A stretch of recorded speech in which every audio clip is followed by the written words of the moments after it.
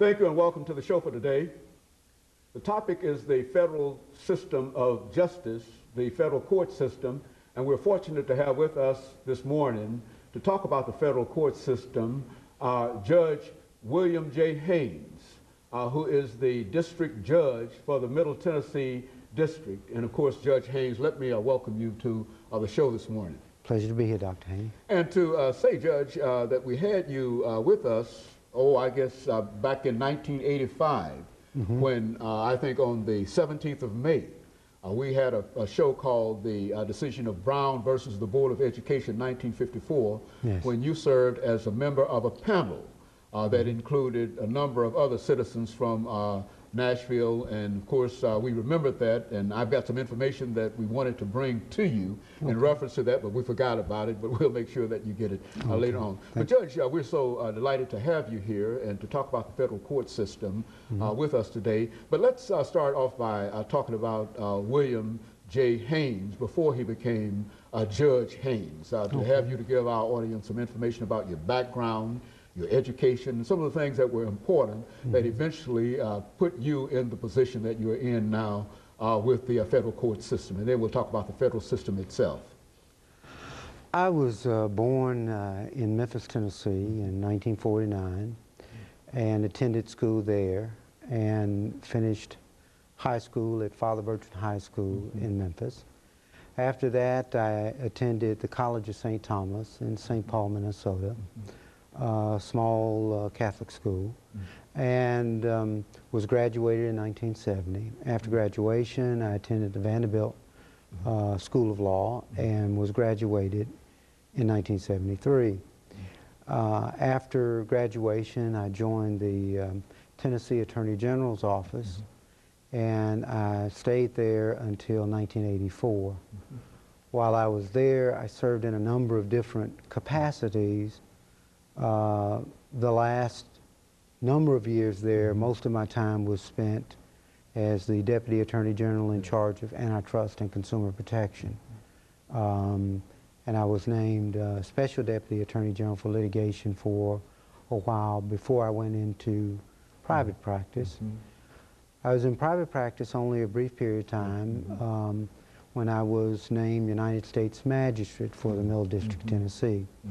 That's a judicial position that is filled by the district judges of this court.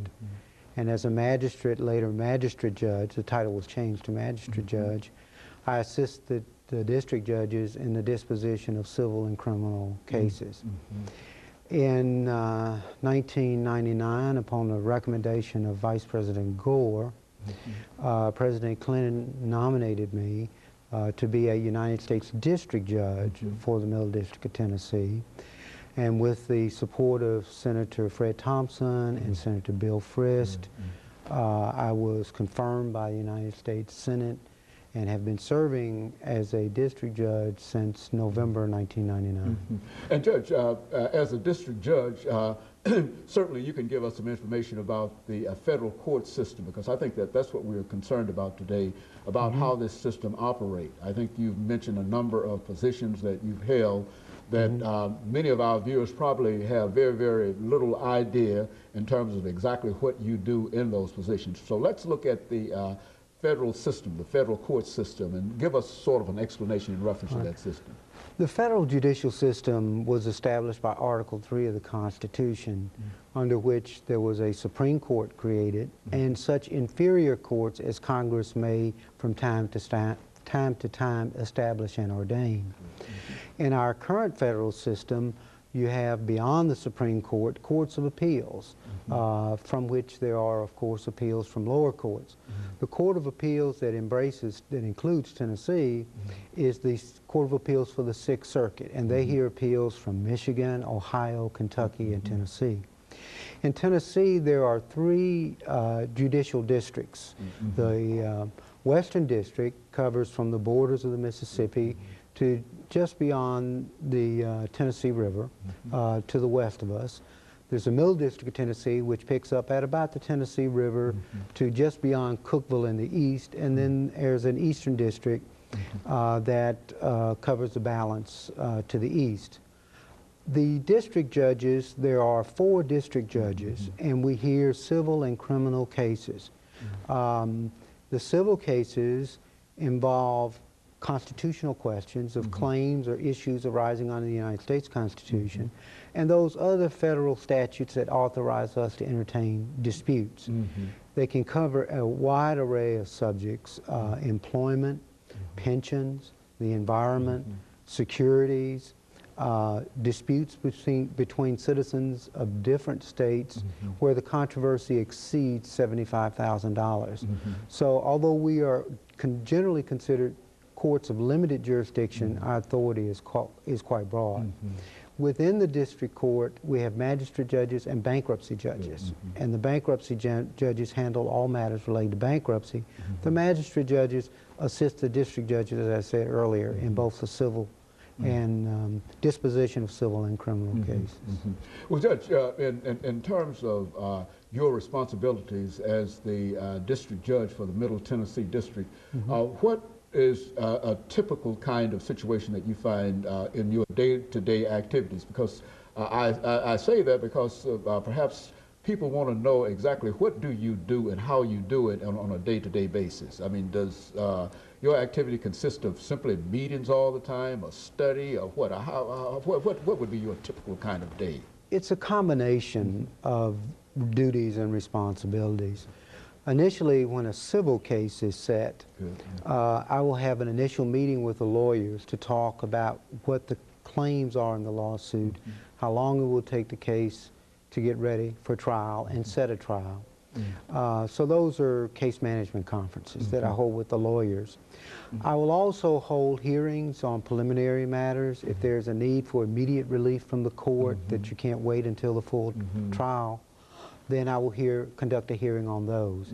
Of course, when the cases are ready for trial, I'm conducting the trial, picking a jury if there's a jury trial, and otherwise presiding over the trial, whether it's a jury trial or a bench trial. If there are no conferences or hearings or trials, then I am primarily doing research and writing on motions. Those are papers where a party asks the court for some relief, and the parties may submit evidentiary materials, affidavits, documents to show the court why they should get some form of relief. And you usually are preparing memoranda that outlines what the dispute is, the court's authority, what the facts are as you find them, and of course what the governing law is and how it applies to that particular situation. So you're basically either trying cases or writing on motions or meeting with lawyers. Now, you also issue, and of course we're getting ready for our first commercial break, but it is the district judges that also issue injunctions, do they not? I mean, is that something that's peculiar to district judges, or is that general in the federal system, or what? What is, how does an injunction work in that? An injunction is an order directing a party to do or not to do something. It's generally designed to preserve the status quo, and it's a power that the court has that grows out of the English common law tradition. And district judges do have the authority to issue injunctions in an appropriate set of circumstances, but it's generally rare that an injunction will issue because you have to make a showing, among other things, of irreparable injury. That, in other words, if the injunction is not issued, then one of the parties would suffer some kind of harm. Is that what we're saying? Well, to get the injunction, you have to suffer irreparable harm. If the injunction is denied, it doesn't mean that the party may not prevail at the trial. It's just that there hasn't been enough of a showing to justify preserving the status quo or granting some form of relief usually at the very beginning of a trial or shortly after the filing of a lawsuit. Very good. And of course, Judge, we're getting ready for our first commercial break, after which we'll come back and we'll deal with some of the other issues that you have a real concern with. And of course, we'll be back with our audience following this very, very short commercial break. The federal court system